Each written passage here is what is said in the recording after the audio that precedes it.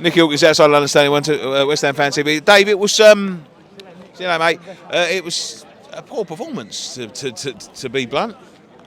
It was On both sides. It was such a tedious 90 minutes. I thought the Greeks came with a good philosophy, even though we were the home side. Yeah. They played very well.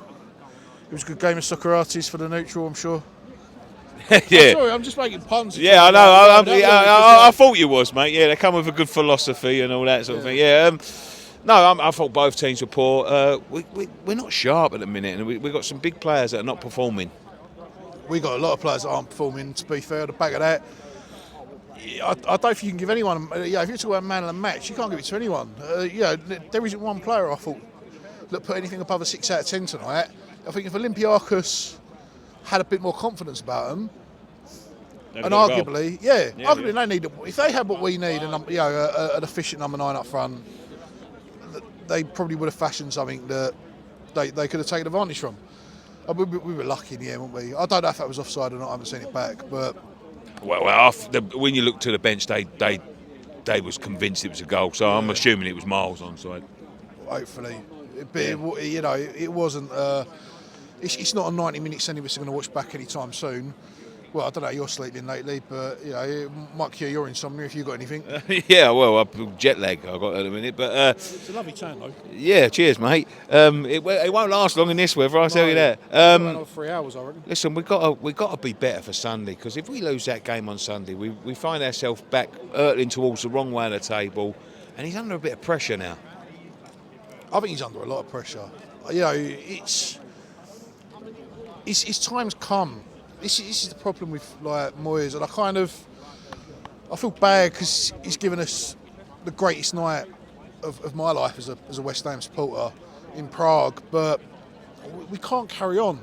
We can't carry on being this bad through games. We was terrible on Saturday.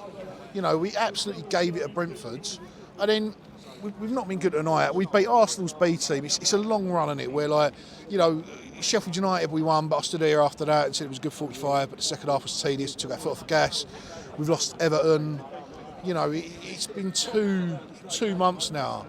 It's mistake after mistake after mistake, and we never seem to address the mistakes. That's the thing.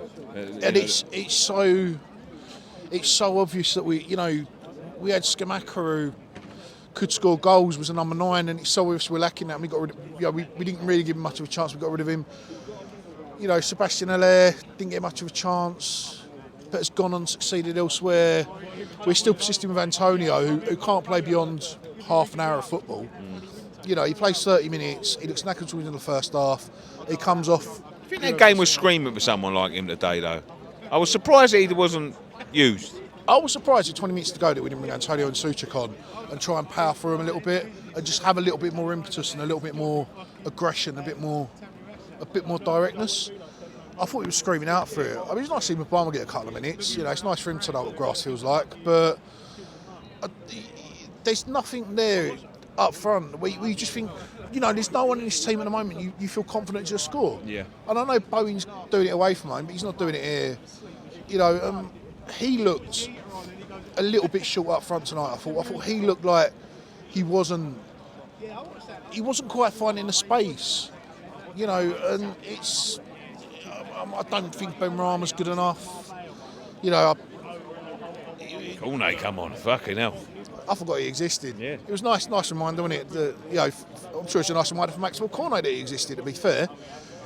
But it's just getting so depressingly poor now that it's like. I think we're lucky by virtue of the fact we can't finish any lower than 16th because the bottom 4 are fighting amongst themselves. Yeah. So you can finish in the bottom 3, but I genuinely. The reality is this is now the time to get rid of him. If we're going to do it, and I'll say this before, because if we win on Sunday, then people are you can't sack him after 2 wins and so on. I said this, to be honest, Dave, I said this on a podcast, mate. If there's a project in mind, which is what, we've heard from Alvarez, that they've convinced him to come and, he's got this Stydon project. Obviously, Moyes is not going to be part of that Stydon project. And you've got a couple of players that may leave at the end of the season because of the football they've been playing. There's players here and are happy. If you're going to have a project, unleash the new project now. Yeah, You know, exactly. and show them what the future is. Let's give them 2 weeks. I mean, we're not losing, I don't think, that many. I know Bowen's been called up. I'm guessing, without looking for it, national squads, Kudus has probably been called up, probably the Czech boys. The bulk of the squad will be here. You've got 2 weeks. And we made this mistake last year. You know, we went into the During World Cup yeah. when Moyes should have gone then, and we kept him, and we gave him that, and nothing changed after that. And it feels like it felt the same going into last international break. It felt the same going into national break before. That nothing's going to change. We'll come back from it. We'll go to Burnley, and it'll be the same story at Burnley that it's been for the last few weeks. Yeah. And now is the time. You know, let's give Steidon the keys. We've brought him as director of football. We've trusted him with the transfers. Let's trust him to bring a manager in. Yeah. And let's just back him. Let's just, whatever Steidon's got in mind, worked at Leverkusen, let's replicate some of it here. Because at the moment, we're going to get into a malaise and a rut that we can't get out of. Because if we don't get European football this year, we're not going to be back in Europe for a while.